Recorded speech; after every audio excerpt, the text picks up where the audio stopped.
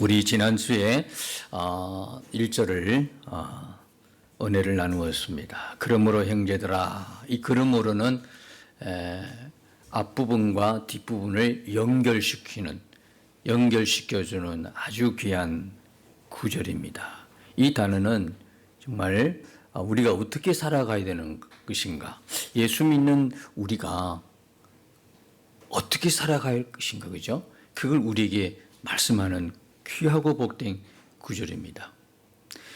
12장 이후의 삶은 반드시 1장과 11장을 전제로 하는 삶입니다. 1장과 11장의 삶이 없는데 12장 이후의 삶을 산다면 그것은 자기의 인간의 의로움, 인간의 선함, 인간의 착함, 자기 노력, 자기 의지로 살아가는 삶이 될 것입니다. 그런 사람들을 우리가 예수님의 복음 시대를 보면 누굽니까? 하나님의 은혜 없이도 얼마든지 자기가 그렇게 의를 내세우며 살아갈 수 있는 그런 위치에 있는 사람, 종교 지도자들, 그죠? 율법자들, 율법학자들, 서기관과 바리새인들. 그러니까 오죽했으면 예수님께서 해치란 무덤이라 그랬을까요? 그 무덤이라는 것은 썩는 거거든요. 무덤 안에 뭔 선함이 있겠어요? 무덤에는 다 썩어가고 있는데, 근데 거기다가 칠을 해놨어요. 무덤에 칠을 하니까 얼마나 보기 좋아요. 우리 비석 보면 좀 권세가 있는 분들 무덤은 다르죠. 전 소위 말하는 명당에 넓은 터에 잔디도 잘 깎아놓고 비석도 얼마나 크게 세웠습니까? 그러면 뭐합니까? 그 무덤만이 어떤 무덤입니까? 썩는 무덤이지 않습니까? 근데 거기다가 해치를 냈어요. 보기 좋게. 그게 예수님 볼 때 누구의 삶이라는 거예요? 1장과 11장의 은혜 없이도 얼마든지 자기 노력으로 자기의 어려움을 내세우고 그렇게 살아가는 바리새인, 서기관, 당시 종교 지도자들, 그런 사람들을 두고 한 말이 그 말씀이에요. 그러니까 반드시 우리는 지금 성경을 보면서 12장 이후에 하나님의 사람의 삶은 반드시 뭘 전제로 하고 한다? 1장에서 11장까지 복음을 전제로 한다. 복음 없이 어렵다? 있을 수가 없어요. 근데 있어요. 소위 말해요, 나는 법 없이도 산다, 이렇게 말하는 분들이 있어요.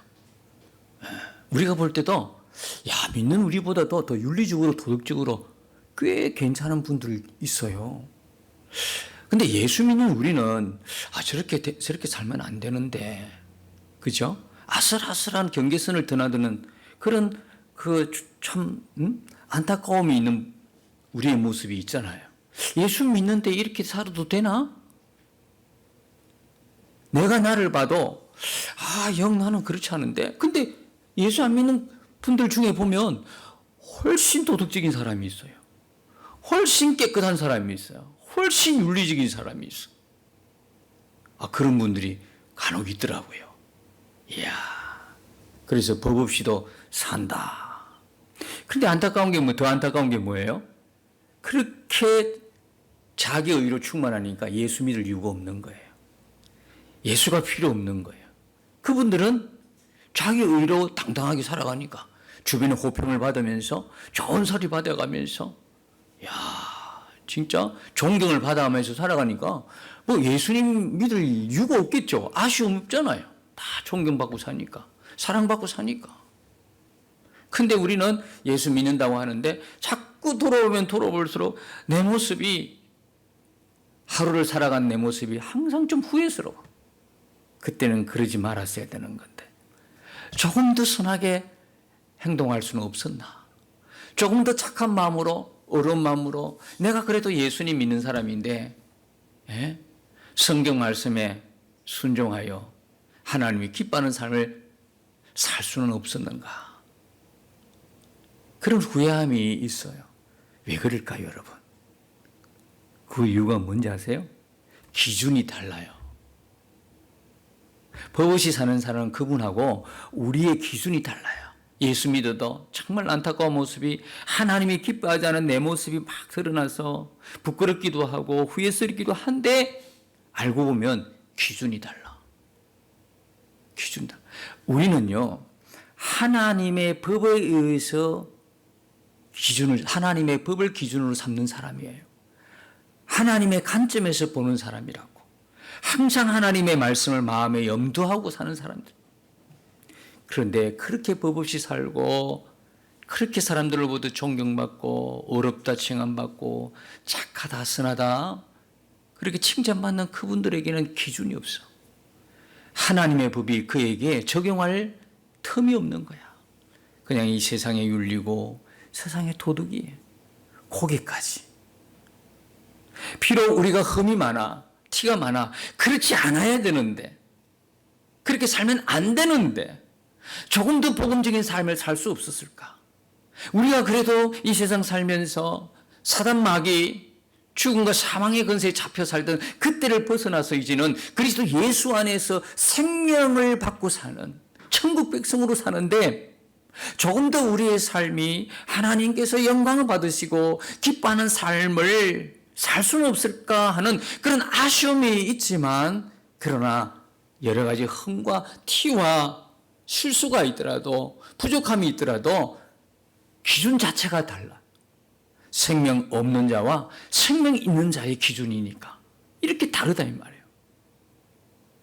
이왕 우리가 예수님 믿어가지고 하나님께서 우리를 사랑하시고 은혜 베풀어 주셔가지고 영원한 생명을, 영생을 가진 자라 그러면 우리가 하나님의 말씀대로 그저 살아가는 하나님의 의로운 백성들, 하나님의 영광 돌리고 기쁨이 되는 삶을 살아야 함이 마땅한 거죠. 그렇게 살아가는 게 바른 모습이에요. 그러나 비록 그렇지 못하더라도 이제는 여러분 마음을 돌이켜야 돼요. 기준이 다르잖아. 이 사람만 부러워할 게, 예수 없는 사람의 의로움을 부러워할 게 아니라 내가 어떤 생명을 가졌는 게 나의 정체성을 다시 새롭게 함으로 죄악의 길이 아닌 하나님이 원하시고 기뻐하시는 영광 받으시는 의의 길, 하나님의 사람의 길에 서서 예수님과 동행하는 그 은혜가 얼마나 우리에게 살아가면서 이 땅을 떠나갈 때까지 그죠? 얼마나 소중한 것인지 깨닫게 되는 것이죠. 저와 여러분은요, 보통 사람이 아닙니다. 왜 보통 사람이 아닙니까? 하나님께서 우리를요, 성전 삼으셨다는 거예요.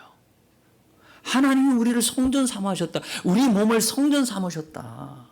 그러니까 지난 1절에 보니까 우리의 몸을 하나님이 기뻐하시는 거룩한 산제물로 드리라 그랬잖아요. 산제물이에요. 제물은요, 구약시대 제물은 다 죽은 제물이잖아요. 죽여서 피 흘려서 잡는 제물이잖아요. 그죠? 하나님께. 근데 신약은 달라요. 신약은요, 산제물이에요. 산제물. 어떻게 그렇게 산제물이 됐을까요? 예수님이 우리 외에서 죽으시고 부활하셔가지고, 예수 믿는 우리가 더 이상 죽은 제물이 아니야. 더 이상 죽은 제물로 드려지는 것이 아니라 살아있는 산제물로 하나님이 받으시는 제물이 되었다는 거예요. 또 하나는 무슨 뜻입니까? 우리가 살아있는 동안 우리의 삶 전체가 하나님께 바쳐지는 뭐다? 제물이다. 그래서 우리의 삶이 하나님께 뭐예요? 예배다. 제물로 예배드리고 있다. 우리의 삶으로 예배드린다. 주일에는 이렇게 모여있지만 사실은 우리가 주일 예배 모여드리는 예배를 다 이제 마치고 돌아가면서 교회 문을 이제 벗어나면서 떠나면서 그리고 시작되는 삶의 예배가 우리에게 하나님이 진짜로 받으시는 예배다. 우리 몸이요. 그렇죠? 우리 몸이란 단순한 바디, 육체뿐만 아니라 우리 인격, 전인적인 것을 말하잖아요. 왜냐하면 우리가 하나님으로부터 구원받는 것은 전 인격적으로 구원받는 거지 영혼만 구원받은 거 아니잖아요. 우리의 영도 구원받고 우리의 육체도 다 구원받고 우리 인격체 전체가 구원받았다는 거 아니겠어요? 근데 우리의 영혼은 구원받아가지고 이제 예수님을 잘 믿고 예수님 따르고 예수님을 예배하고 이렇게 되는데 우리는 몸은 지금 아직 이 땅에 있으니까 이 땅에서 수없이 죄의 유혹을 받고 사단의 공격을 받고 살지만 이 몸은 예수님 재림하실 때 영화로운 몸으로 완전히 온전해지죠. 온전한 구원이 이루어지는까지는 이 세상 살면서 온갖 몸의 유혹을 받기는 해요. 그렇지만 하나님께서 우리의 몸을 구원하셨기 때문에, 우리의 전 인격체를 구원했기 때문에 하나님이 우리를 뭐로 삼는다? 산 제물로 삼으시고 받으시는 예배로 삼으신다는 거예요. 그 우리가 기억해야 돼. 하나님이 우리를 성전 삼으셨다니까. 여러분 뭐 그리스도인이 술 담배 해야 됩니까? 안 해야 됩니까? 그럼 물을 필요가 없어요. 하나님이 우리를 거룩한 성전 삼으셨다니까. 여기에 임재해 계신다니까. 성령이 우리 안에 계신다니까. 이것이 진짜 여러분이 믿어진다면 더 이상 그거는요, 해야 됩니까? 말아야 됩니까가 문제가 아니라니까요. 그렇지 않습니까? 누구한테 물어봅니까? 꼭 그 뭡니까? 자유하려고. 꼭 여러분들이 곧 이제 물어가지고 여차하면 그냥 편안한 마음으로 죄 짓는데 그 참 부담스러웠는데 뭐 죄를 죄이기도 하고 아니 또 부담스러운 그리스도인에서 마땅히 뭐 하면 안 되는 거, 하지 말아야 되는 이 부분에서 좀 자유하기 위해서, 편해지기 위해서 자꾸 물어보는 거예요. 술해도 됩니까? 담배 피워도 됩니까? 뭐 이런 거. 그 다음에 뭐 다른 여러 가지 질문이 있겠죠. 그거 말고도. 예? 뭐 주식 투자해도 됩니까? 뭐 복권 사도 됩니까?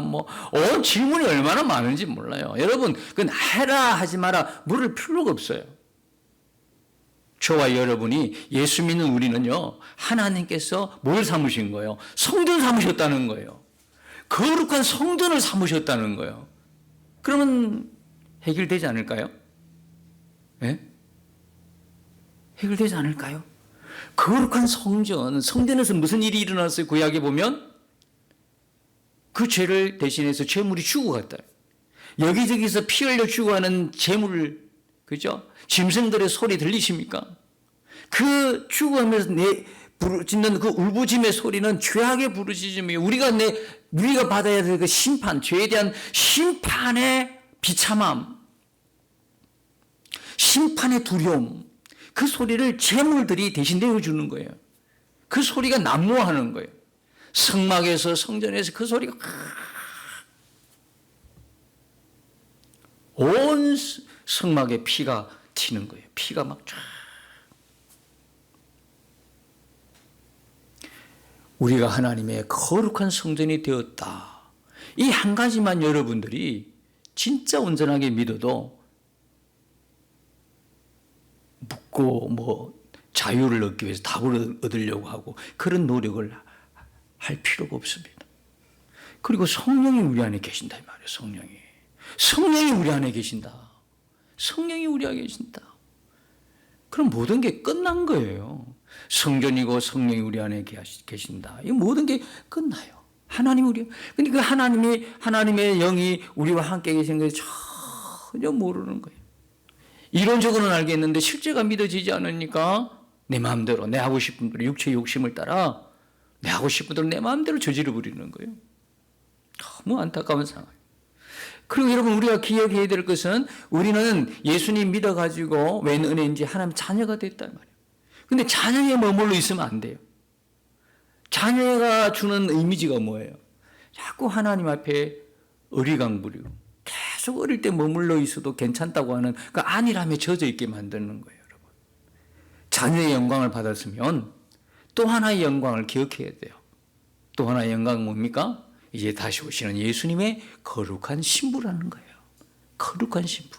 그리스도의 신부라는 거예요, 여러분. 여러분 보세요. 에스더서에 보면 신부로 책정되기 위해서 몇 개월을 그렇게 준비하지 않습니까? 책정도 되기 전에 다 뽑아가지고 훈련시키고, 그죠? 왕궁의 질서, 왕궁의 법도, 예의, 왕의, 그죠? 왕으로서 그럼 갖춰야 될 것들을 몇 개월 동안 그걸 계속 연습하고 훈련하고 몸도 단정하고 그렇습니다. 출입을 탁, 세속과 출입을 탁 단절시키고. 오늘도 결혼할 때 여러분 신랑 신부 어떻게 합니까? 결혼할 때 받아 놓으면 이제 그때부터 단장으로 들어가잖아요. 다 그냥 얼굴도 단장하고 온 머리부터 발끝까지 깨끗하게. 우리가 그리스도의 신부라니까요. 그 신부이면 어떻게 되겠어요? 우리의 남은 이 땅의 삶은 뭐냐면 신부로 사는 거예요. 하나님 자녀이자 신부로 사는 삶이니까 얼마나 거룩한 삶을, 구별된 삶을 하나님 자녀로서 살아가야 될까요? 다시 오시는 예수님은 신부를 데리고 가요, 자기 집에. 하객, 구경하러 온 하객을 데려가지 않는다고요. 신부만 데려간다고, 신부만. 거룩한 하나님의 그리스도의 신부만 예수님이 딱 손잡고 데려간다고요. 네. 그게 다른 사람 이야기로 생각하니까 나하고 관계가 없는 것처럼 느껴지지요. 그게 내 일이 되면요, 어떻게 생각하면 긴장 안 할 수가 없는 거예요. 나는 그리스도의 신부다. 나는 하나님의 자녀다. 나는 하나님의 왕손이요. 응? 하나님의 왕과 계보에 있는 사람이단 말이에요. 이 세상에 살면서 믿음으로 그걸 바라볼 수 있다는 게 얼마나 큰 은혜와 축복입니까? 그렇게 진짜 내가 하나님의 왕가의 계보에 있는 사람이라면, 그리스도의 족보 속에 내가 있다면 이 세상의 삶이 어떠하든지 나는 그리스도의 사람으로 살지 않겠느냐고요. 그 자부심으로 살지 그 긍지로 살지 않겠냐고요. 그 건강치 못한 것 때문에, 뭐 가진 것 부족한 것 때문에, 못 배운 것 때문에, 뭐 외형이 뭐 외모가 뭐 잘나지 못한 것 때문에 그렇게 기죽겠어요. 진짜 우리가 부족한 거는 뭐냐면 이 세상에서 더 가져야 되는데 못 가진 게 부족한 것이 아니라 진짜 믿음의 확신이 없는 거예요. 진짜 믿음이 없는 거예요. 진리를 그대로 믿을 수 있는 믿음의 아름다운 모습들이 내게 없는 거예요. 그게 내가 기도해야 된다니까요, 하나님. 자꾸 뭐 그냥 없는 거, 이 세상에 조금 더 내가 가지면 편해지는 것, 더 잘 먹고 잘 살 수 있는 것을 구하는 것이 아니라 진짜 영원한 생명을 찾고 받았다고 그러면 구할 것은요, 이 땅에서 하나님 나라를 살아가는 것이고, 이 땅에서 하나님의 신분으로, 하나님 내게 주신 그 신분으로 살아가는 것, 그리스도의 거룩한 신부로 하나님 자녀로 살아가는데 믿음이 없으니까 하나님 믿음 주세요. 그렇게 살아가는 거예요. 이 땅에서 하나님 나라를 더 풍성하게 누리도록 해주세요. 그게 갈망이 될 수밖에 없죠. 내 신분 자체를 모르니까 막 살아가도 답답하지가 않아. 그죠? 눈으로 보는 그 사람 잘 되는 거 보니까 부럽기만 하지. 또 하나는 지난 1절에 봤을 때 1절에 보면 하나님의 모든 자비하심으로 그렇잖아요. 우리는요, 이래 봐도요, 우리의 삶의 전체를 뭐로 덮고 있냐면 하나님의 자비하심으로 덮인 인생을 살아간다 이 말이에요. 이게 얼마나 큰 은혜입니까? 조금 잘못하면 너 내 쳐버리고 너 내 자식 아니야. 응? 너 그거밖에 못해. 너 용서할 수 없어. 이래버렸다면 우리가 어떻게 지금까지 존재할 수 있었을까요? 그런데 그 많은 실수와 그 많은 죄악과 그 많은 부족한 가운데도 오늘 여전히 우리가 이렇게 생존할 수 있다는 것은 뭐로밖에 해석이 안 돼요? 하나님의 긍휼하심, 하나님의 자비하심. 너 어떻게 그렇게 살아가니? 너는 그런 사람이 아니야. 너는 그런 신분이 아니야. 정말 안타까운 마음으로, 우리 지난 시간에 본 것처럼 그 하나님의 안타까운 마음으로 나를 돌아보시는 그 자비하심, 긍휼히 여기시는 그 마음, 그것 때문에 우리가 지금도 생존하는 거예요. 여전히 우리가 지금도 하나님의 은혜를 구할 수 있다 이 말이에요. 하나님의 모든 자비하심이 순간순간 내 삶의 모든 영역에 내 삶을 이끌어가니까 나는 오늘도 주님을 찬양하게 되고 예배하게 되고 감사할 수밖에 없는 거죠. 우리가 이 하나님의 자비하심 누가 받겠어요? 불쌍하지 않아요? 저렇게 울뚱살뚱 예수고 노력하고 하나님의 자비하심이 없어. 근데 하나님의 자비하심이 없으니까 자기 힘으로 살 수밖에 없지. 쉬지를 못해. 무거운 짐을 지고 가는 거예요. 인생의 무거운 짐이냐더라 다 내게로 오라. 내가 너희를 쉬게 하리라. 우린 다 그 은혜를 입은 사람들이거든. 하나님의 자비하심. 그리고 또 뭡니까? 하나님의 모든 자비하심은 너희를 권하노니. 이 로마서가 바울이 썼다고 그러지만 여러분, 이 권하노니는요, 바울이 우리에게 권하는 게 아니에요. 누가 우리를 권하고 있는 거예요? 성령이요, 성령. 성령이 권함을 받는 삶을 살아가는 게 저와 여러분들이다 이 말이에요. 아니, 이게 웬 복입니까? 하나님께서 우리를 권해주시는 거예요. 말씀을 통해서 우리를 권해주시는 거예요. 말씀이 있는 삶도 감사한데 매 순간 매 때마다 우리를 하나님의 말씀으로 권하신다 이 말이에요. 여러분, 그래서 우리가 성령을 모시고 사는 우리가 뭔가를 잘못했을 때 부담이 우리에게 있고 참 이렇게 살면 안 되겠다고 하는 후회가 있고 안타까움이 몰려오고 뭔가 하나님의 불편한 마음들이 느껴진다는 게 뭡니까? 은혜고 축복입니다. 죄를 짓는데도 전혀 몰라. 이게 이렇게 살면 안 되는데도 이게 안 되는데도 하면 무럭무럭 살아가는 거예요. 아무렇지 않게 감각이 없는 거야. 죄에 대한 감각이 떨어져 버린 거예요. 이건 불행한 거예요. 근데 우리가 뭔 조그만 거라도 죄를 지었을 때는 마음에 부담이 들어와. 이건 아니지. 이건 하나님이 기뻐하지 않은 삶이지 하고 돌이킬 수 있다면 그것이 바로 은혜고 축복이고 여러분 안에 성령이 계시다는 증거가 되는 거예요. 성령이 우리를 권해주는 삶. 이게 1절만 해도요, 1절 한 절만 해도 얼마나 우리에게 은혜입니까?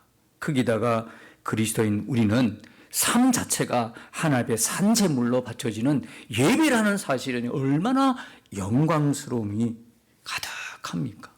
우리의 몸으로. 참, 이 몸이 귀한 거예요. 우리 몸 전체 인격체가 하나님의 제물이라니, 세상에. 예? 우리 몸이 세상에 바쳐지는 것이 아니라 하나님께 드리게 된 것, 이게 얼마나 큰 은혜입니까? 지금도 보면 세상에 바쳐진 인생들이 얼마나 많습니까? 세상에 바쳐진 인생, 그것만 다인 줄 알아. 이 사단이 눈을 싹 가려버리니까 세상이 전부인 줄 알아. 영원한 세계가 있는데 영원한 세계를 생각지도 못하게. 죄 짓는 사람의 특징이 뭡니까? 죄 질 수밖에 없는 환경이 뭡니까? 영혼을 잊어버리는 거예요. 내게 종말이 있다. 내가 하나님 앞에 서는 날이 온다. 영원한 세계가 있다. 이게 잊어버리는 거예요. 당장 눈앞에 보이는 세계가 큰 거야. 여기서 저기는 쾌락이 좋은 거야. 여기서 얻는 게 만족스러운 거야. 영원한 세계는 보이지 않아. 그러면 이 사람은요, 곤두박질 쳐요. 어떻게 해요? 죄의 구렁텅이로 곤두박질을 칠 수밖에 없어요. 보이는 게 세상밖에 안 보이니까. 사단이 지금 사람들의 눈을 다 가려버렸어요. 다 가려버렸어요. 심지어는 교회 다니고 예수 믿는다고 하는데 우리 눈도 싹 가려. 매 순간 가려. 정신 안 차리면요, 바로 추락합니다. 바로 추락합니다. 그래서 오늘 보면 이렇게 우리를 추락시키는 정체가 나와요. 2절에 보면 이 정체가 2절에 등장해요. 2절은 사실은요, 이렇게 1절이 있기 위해서 2절이 존재하는 거예요.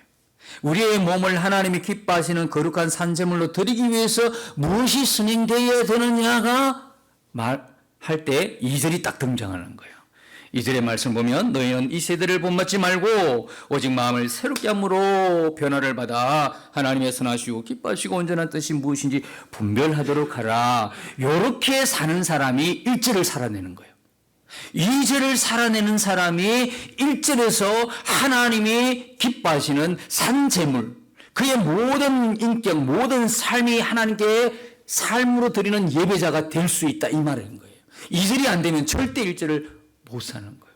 그러면서 왜 1절을 못하게, 1절을 그리스도인들이 삶으로 하나님께 드리는 예배자의 삶을 못 살게 하는 정체가 드러나는 거예요. 그 정체가 뭐냐면 이 세대예요. 그래서 성경은 뭡니까? 너희는 이 세대를 본받지 말아라 그래요. 이건 아주 어떻게 생각하면 소극적인 권면입니다. 적극적인 것은 뭐냐? 오직 마음을 새롭게 함으로 변화를 받으라 하는 거예요. 마음을 늘 새롭게, 말씀으로 새롭게, 너희의 생각과 마음을 새롭게 변화를 받으라는 거예요. 매일매일 매 순간 말씀을 통해서. 그래서 우리에게 말씀이 주어진 거예요. 한 번 주어지고 끝이 아니라, 어떤 분은 제게 질문을, 성경을 한 번 읽었는데 왜 또 읽어야 됩니까? 이런 질문을 하면 곤란해요. 너무너무 곤란해요. 질문도 아닌 질문 사실. 여러분 궁금하셨습니까? 성경 5독, 10독 끊임없이 100독, 200독 왜 합니까? 그 정도 되면 한 10독 정도 해도 그 정도 되면 혼이 알 거 아닙니까? No. 10독을 하든 100독을 하든 그 다음부터 성경을 딱 놓아버리면 다 잊어버리는 거예요. 이게 영적인 일입니다. 영적인 일은 중단하면 다 잊어버려요. 없어져 버립니다. 영적인 일은 지속적으로 가야 됩니다. 지속적으로 갈 때 파워되고 능력이 나타나는 것이지, 오늘 갑자기 기도 막 몇 시간 하고 오늘 말씀을 몇 시간 읽고 그 다음부터 중단했다. 다 돌아가 버려요. 제로로 다 돌아가 버려요. 10장을 읽든 20장을 읽든 계속 읽는 거예요. 계속. 하나님의 능력은 지속적으로 할 때, 계속 할 때 능력이 나타나는 것이지, 하고 말다 안 나타나는 거예요. 다시 원위치로 돌아가는 거예요. 그래서 성경은 계속 읽어야 되고요. 성경은 왜 읽어야 됩니까? 여러분, 그러면 그렇게 질문한 분들은 제가 꼭 반문합니다. 밥은 한 끼 드십니까? 똑같은 밥이잖아. 육신의 영양을 공급하고 살기 위해서 밥 먹잖아요. 다릅니까? 오늘 먹은 밥과 내일 아침에 먹는 밥이 다릅니까? 똑같은 하얀 쌀밥이에요. 그렇잖아요? 물론 거기다가 보리밥도 섞고 뭐 취향에 따라서 다르게 뭐 나물도 넣고 뭐 비빔밥을 하든 뭐 그건 우리 각자가 알아서 하겠지만, 주 재료는 뭐예요? 흰 쌀밥이에요. 변함없이 50년 60년 죽을 때까지 그거 먹고 해요. 하나님의 말씀은 우리가 영적인 양식이에요. 먹고 또 먹어야지. 한 끼 먹고 안 먹나요? 그래서 성경은 계속 읽어 나가는 거예요. 그래서 성경에 성경을 통해서 마음을 새롭게 함으로 변화를 받으라는 거예요. 그 다음에 궁극적인 권면이 뭡니까? 하나님의 선하시고 기뻐하시고 온전한 뜻이 무엇인지 분별하더라는 거예요. 마음이 새로워지니까 분별이 되는 거예요. 마음과 생각이 새로워지지 않으면 분별할 수가 없어요. 흑암 속에 있는데 뭘 분별해요? 그죠? 우리의 생각이 달라진 사람이 그리스도인이에요. 여러분 생각 달라지셨습니까? 여러분 추구하는 게 달라지고 목적이 달라지고 가치관이 달라지셨습니까? 그 사람이 그리스도인입니다. 매일 말씀을 통해서 우리가 이렇게 변화를 받아서 분별하는 거예요. 하나님의 뜻이 선하고 기뻐하시고 온전한 뜻이 무엇인가? 그래서 우리가 매일 살아가면서 생각해야 됩니다. 내가 하는 이것이 하나님이 기뻐하시는가? 하나님의 선하시고 기뻐하시고 온전한 뜻인가를 계속 물어봐야 되는 거예요. 질문 반드시 나에게 던져야 되는 거예요. 이 질문 안 하고 뭔 일을 하면 안 돼요. 이 세대의 영적 배경이 있어요. 그게 에베소서 2장 2절과 3절에 있어요. 지금 이 세대예요. 이 세상 속에 살아가는 그리스도인은 꼭 이걸 기억해야 돼요. 이 세대. 우리가 살아가는 이 세대의 영적 배경이 에베소서 2장 2절과 3절에 있어요. 그때에 너희가 그 가운데 행하여 이 세상 풍속을 쫓고 그랬어요.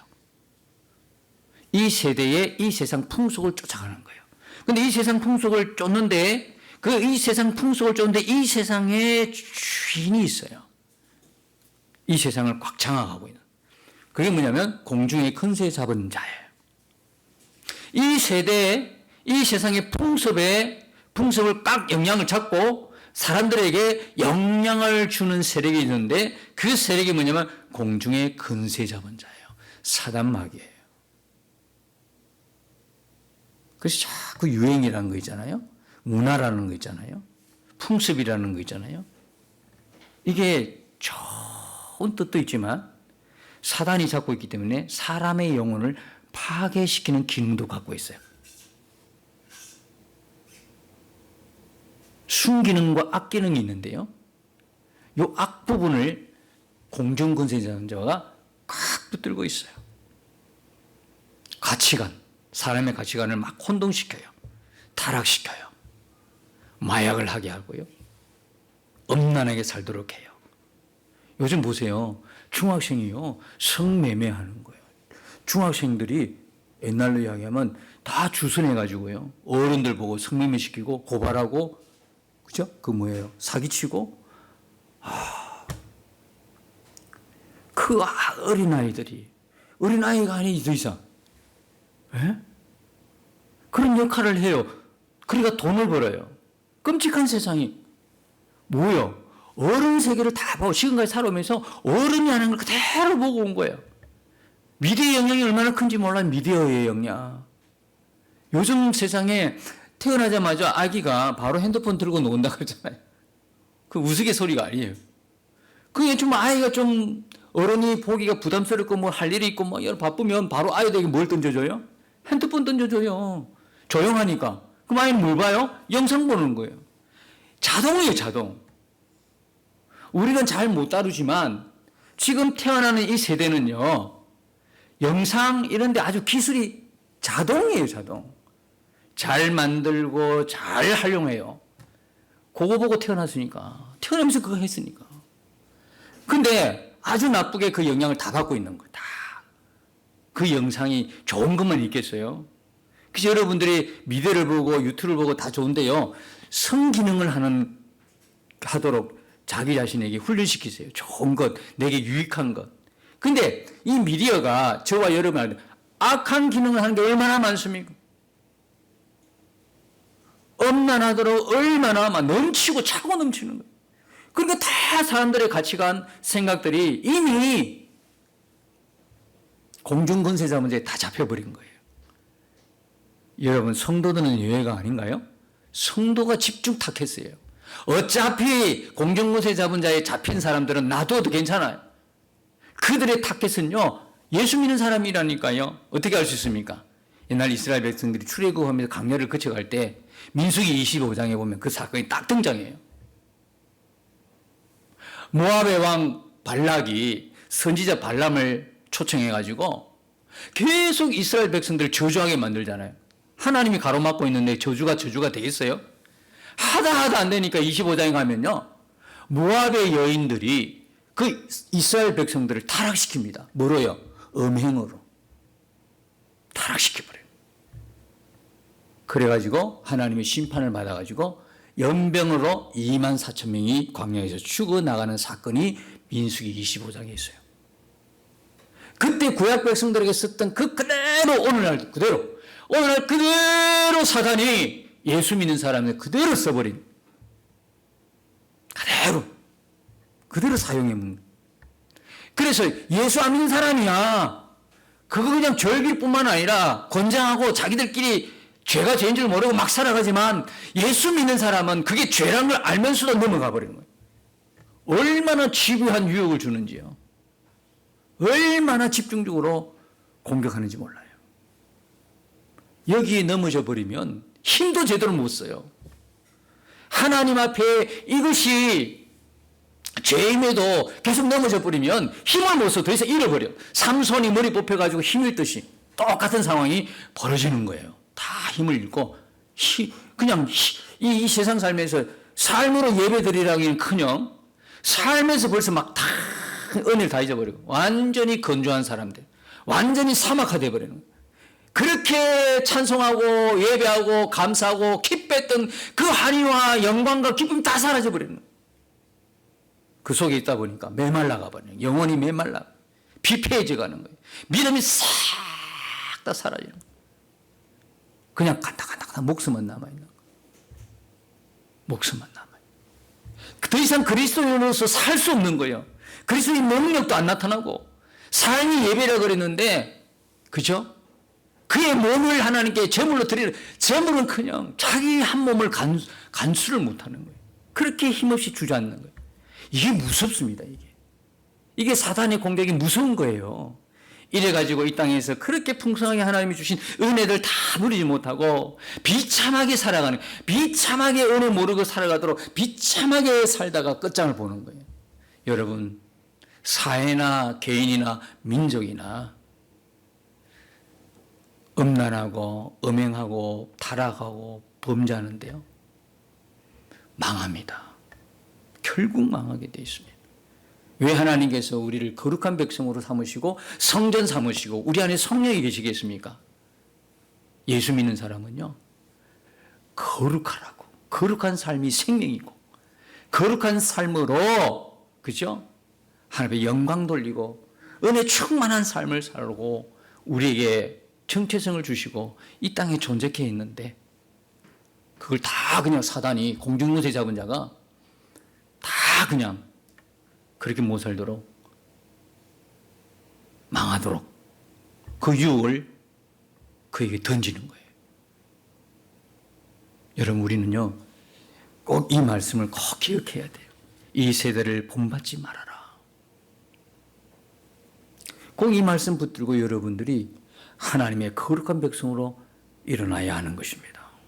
이 땅에서 하나님의 나라를 누리는 하나님의 백성으로 우리의 정체성을 분명히 확고히 하면서 살아가는 하나님의 사람들이 되어야 하는 것입니다. 오늘 말씀을 다 나눌 수는 않았지만 다음 주에 같이 나누면서 이 부분에 대해서 여러분들 확실한 자신의 정체성을 하고 매일매일 나의 삶이 내 몸으로 하나님의 거룩한 제물이 되는, 그리고 하나님께 내 삶으로 예배하는 저와 여러분 다 되시기를 예수님 이름으로 축복합니다. 함께 싸워 승리하